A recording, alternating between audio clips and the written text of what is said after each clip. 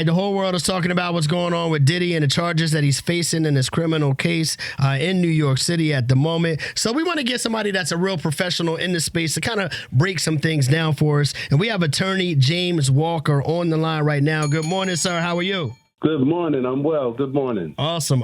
So let's talk about it, man. Diddy, we know he's facing a couple charges, the racketeering conspiracy, sex trafficking by force, fraud, and coercion, transportation to engage in prostitution. When it comes to all of the charges against Diddy, as a lawyer, what do you think is the most concerning one? Oh, the most concerning one for me is the criminal enterprise and racketeering charges, because they're basically saying the whole operation was a sham. And they're going to start investigating staff, managers, personal assistants, security, legal team there. Anybody who was a part of the, quote, Combs enterprise, as they say in the indictment, has the potential of being brought in and potentially being charged. So those folks are going to obviously cut deals and explain why they were doing what they were doing and under the orders of Puffy. So we keep seeing things on the news where they're saying that there may be additional charges that will be added. So obviously we know this has been an investigation that's been going on for quite some time. But why do you think they decided to arrest him now before they had all of the charges lined up? Oh, because he was tampering with witnesses.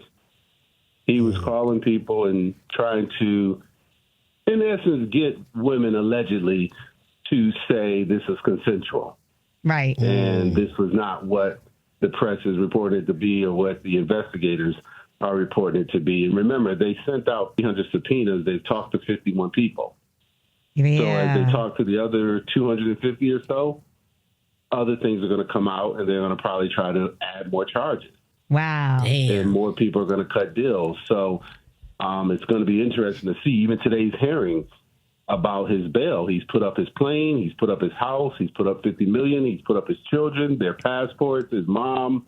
He said he'll wear ankle bracelet. And I still think the judge is going to keep him in jail. Because I think so, too. Yeah. they did that with Jeffrey Epstein. They did that with the madam that works for Jeffrey Epstein. They did it with El Chapo.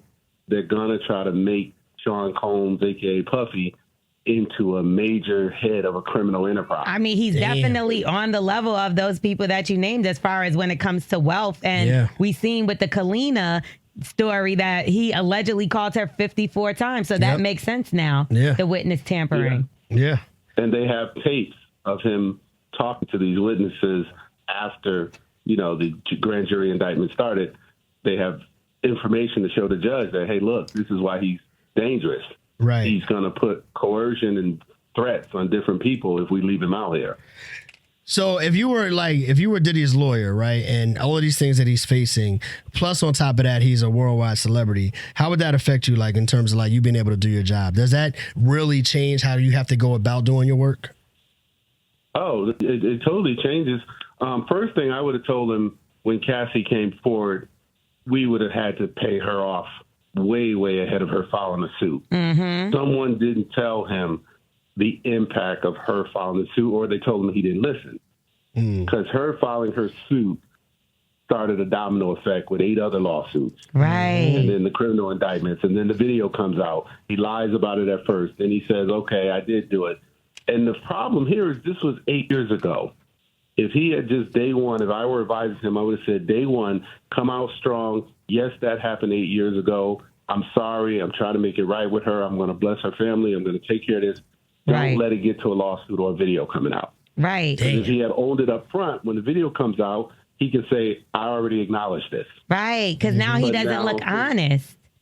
Now he doesn't look honest, and it's just not good for him. And I think it's very interesting that the prosecutors or the attorneys on the other side are really, really doing a great case of showing, look, this is a guy who's dangerous, who's violent. They keep emphasizing all these guns that he had in the house. Some were legal, some were illegal.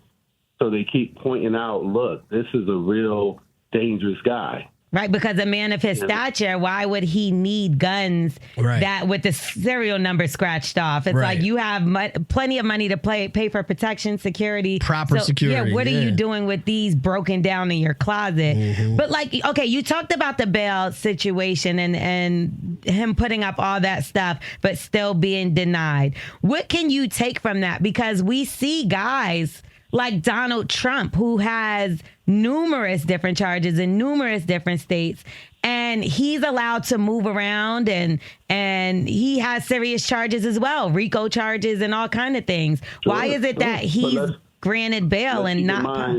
Let's keep in mind Donald Trump has 75 million of people that voted for him, and let's keep in mind that Donald Trump appointed probably 200 judges. So he's running into a lot of courtrooms where he has great favor, unfortunately, with some of the people who make the key decisions. On the opposite, Diddy has pissed off everybody from the black community to the white community. That's true. With things he has done, he has said, he just has had an arrogance. I love him to death. He's a classmate, open admission. I have artists signed to his label, 112 and others. And it's just a sad day that his own arrogance. One of the things we say at Howard is never believe you're the tree. Always remember you're just a branch. Puffy thought he was the tree, the branch, the root, the trunk, the dirt, the water, the cat's meow. Yeah. And I think it's unfortunate that his own arrogance has put him in this situation that I hope he doesn't get life in jail. But you do realize these charges leave you with 15 years minimum, maximum life. Did you say you hope he gets life in jail? The rest of his life. I said I hope he doesn't get life in jail. Right. But he faces life in jail with these charges. So do you expect him to ever get out? If I were advising him, I would try to cut a deal right now for 10 years. For 10 years? I would go straight to the U.S. attorney and say, I bet you Shine is saying. We can win this. We believe that we can win this, but we believe there's a 10% chance you could win it. So instead of risking that 10% chance, we'd rather just cut a deal. It's hard to beat the feds. Don't they have like a 99% win success? 98. The story is 98% of the time when they come this hard and they throw the whole government against you, they usually win. That's the story. That's more of a reason why you have to cut a deal. Right. You have to figure out a way to cut a deal. He's going to do time. There's no way out of this. You're going to probably do time if I'm advising him. So do you want to do 10 or do you want to do life? With this, that's crazy. Old man, 10 years, you get put in a minimum security place somewhere with a lot of protection on the inside, and you got to suck it up and do I bet you Shine is like, nah, 10 is nothing. Remember, Playboy? Right. If he ends up going to trial, do you think we'll get a chance to watch this in the same way, people watch some public trials on television? Like the O.J. Simpson trial? Like the Simpson trial? Or do you think it'll be one of those ones where we're only going to get stories about what happened in the courtroom?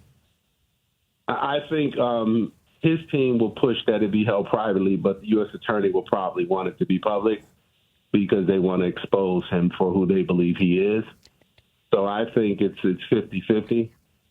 What a judge is going to look at is what fear or damage does it do to the public or to the case if we allow it to air publicly. I don't see any damage. It's pretty much a day of social media where everything's reported anyway. Right. That's true. Right. So I don't see any damage. But I do want to point out before we get off that this is one of the saddest falls ever for our music industry.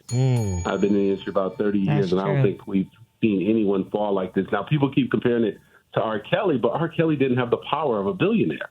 Right. R. Kelly didn't have a machine like Bad Boy, Sean John, the clothing line, the liquor, Revolt TV, the educational school up in Harlem. I mean, this was a guy that, built an entire empire. And it's just a very sad day for our music industry to see it come to him being in a situation facing 15 years to life.